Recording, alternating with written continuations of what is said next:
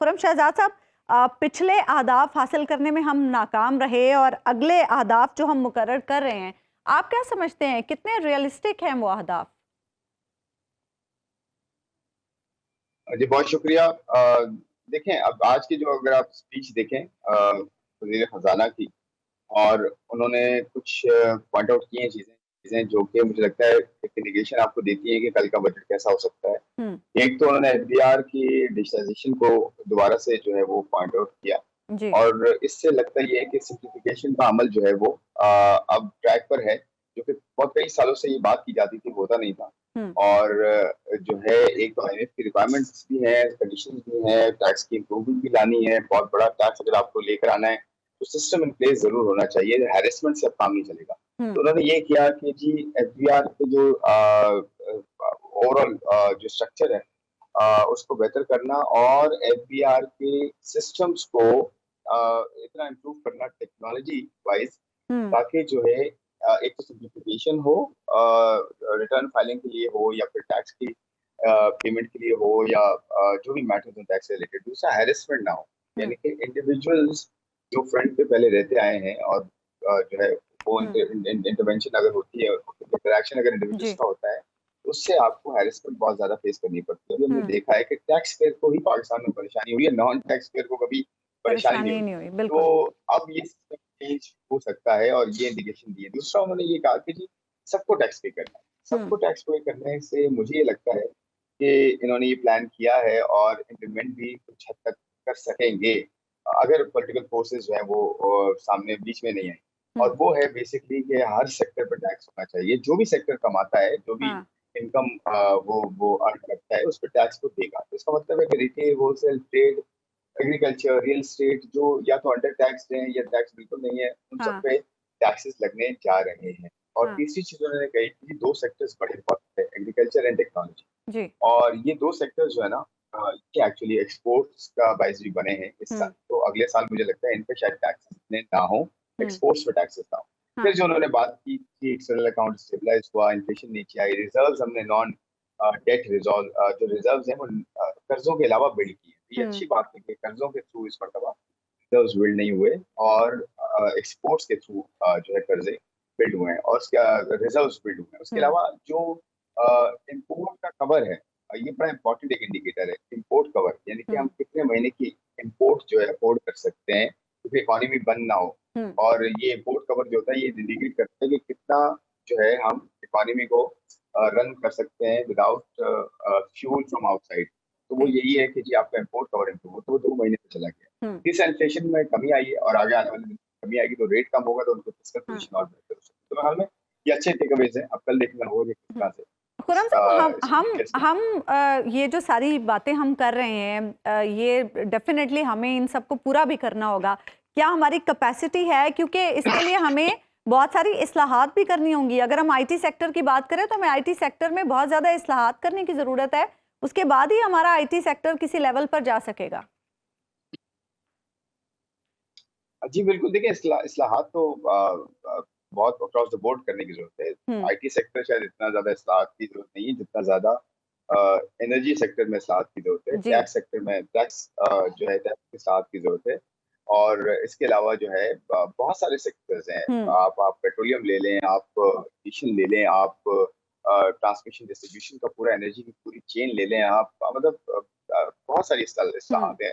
Actually fiscal side के structural reforms ज्यादा important है, प्राइवेटाइजेशन के रिफॉर्म्स हैं, मतलब एसओईज के रिफॉर्म्स हैं, और जो है उनको अगर नहीं चल रही तो शट डाउन करें, क्लोज करें, आगे बढ़ें। तो ये बहुत सारे ऐसे डिसीज हैं जो विल के साथ जो है वो एसोसिएटेड है, एक स्ट्रॉन्ग विल के साथ। तो स्ट्रॉन्ग विल होगी तो ये सब कुछ हो सकता है, और विद इन 1-2 ईयर्स हम जो है ना वो सैनिटी अचीव कर सकते हैं जिसकी हम हमेशा बात करते हैं। तो मेरे हाल में इस्लाहात तो करनी पड़ेगी। इस्लाहात अगर नहीं होंगी तो फिर तो ये सारी चीजें जो हम बात कर रहे हैं ये कुछ नहीं होगा इससे। अच्छा, 3400 अरब के नए टैक्सेस की भी बात हो रही है। आपको क्या लगता है टैक्स नेट में इजाफा होगा, या जो पहले से ही बेचारे लोग टैक्सेस दे रहे हैं उन्हीं पर ही इसका सारा बोझ आएगा?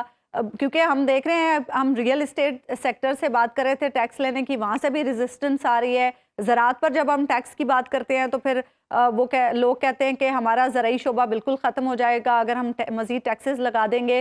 रिटेलर्स से हमने टैक्स लेने की कोशिश की, उसमें हम अब तक नाकाम हो चुके हैं।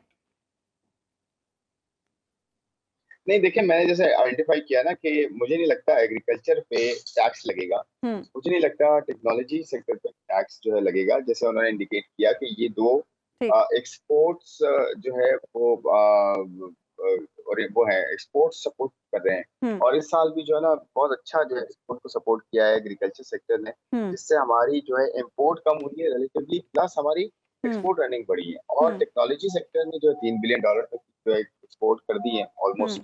तो देखें, मुझे नहीं लगता इन पे टैक्सेस लगेंगे। हाँ, एग्रीकल्चर के अंदर इनकम पे टैक्स लग सकता है। ठीक। एग्रीकल्चर के अंदर जो है वो किसान पे टैक्स तो नहीं लगा सकते ना, ना उसको लगाना चाहिए। जो आड़ती है बीच में उसको टैक्स लगेगा।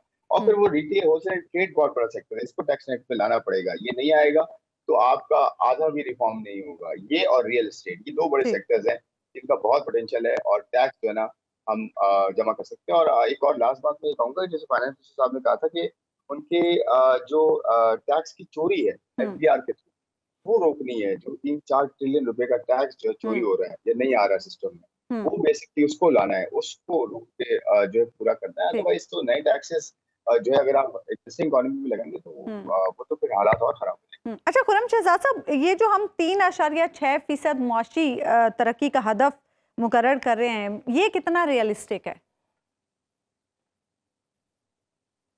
देखिए, मेरे ख्याल में तो इससे ज्यादा होनी चाहिए ग्रोथ। अच्छा। क्योंकि आपके पास जो है इंटरेस्ट रेट्स अब नीचे आना शुरू हो गए, और इंटरेस्ट रेट्स मजीद 2-3% नीचे आ सकते हैं पूरे और साल, बल्कि इससे ज्यादा भी आ सकते हैं, 15% से भी नीचे आ सकते हैं अच्छा। इंटरेस्ट रेट्स अगले एक साल में। तो अच्छा। यहाँ से सेविंग्स हो सकती है, जो गवर्नमेंट जो है ग्रोथ की सूरत में इन्वेस्ट कर सकती है, और इन्वेस्टमेंट की सूरत में जो है वो सपोर्ट कर सकती है ग्रोथ को। जिसकी वजह से ये जो 3.5-3.8% की बात कर रहे हैं या 3.5% की बात कर रहे हैं, ये 4% तक जा सकती है। क्योंकि इंटरेस्ट रेट नीचे आएंगे तो मैन्युफैक्चरिंग इंप्रूव होना शुरू होगी।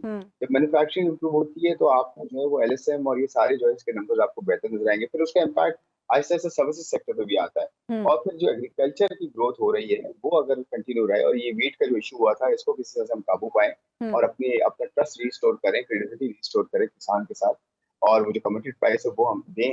तो मेरे ख्याल में एग्रीकल्चर की ग्रोथ अभी तक अगर रहे, उसके साथ मैन्युफैक्चरिंग इंप्रूव हो जाए और सर्विसेज, तो ये 4% भी हो सकती है।